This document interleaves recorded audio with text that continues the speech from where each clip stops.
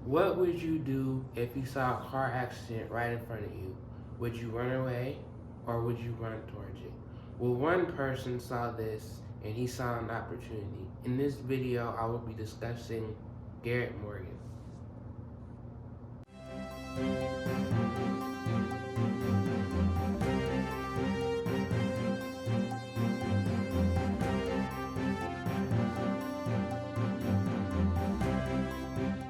Hi guys, I'm Delaun and this is Colosseum.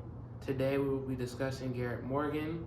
Before we get into Garrett Morgan and his version of the traffic light, I wanted to give a brief overview of the history of the traffic light leading up to Garrett Morgan.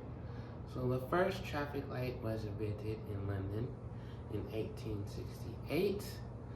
That did not become a success because it was gas operated and it exploded.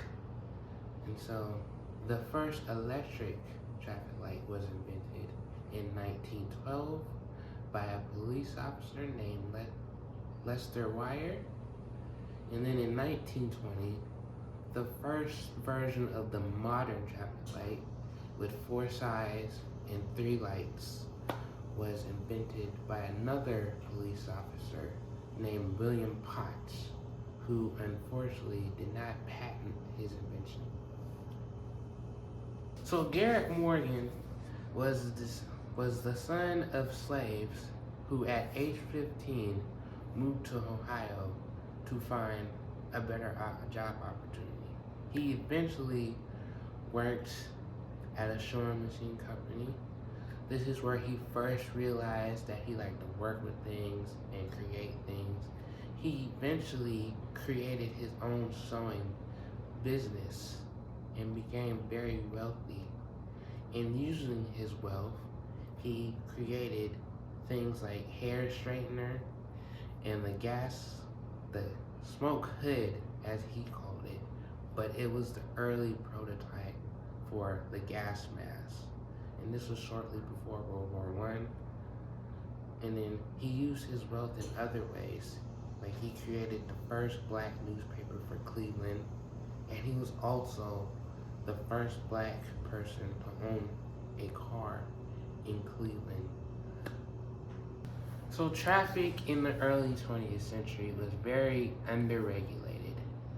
They didn't have a lot of traffic lights, so they used police officers with whistles and arms, which could be easily ignored.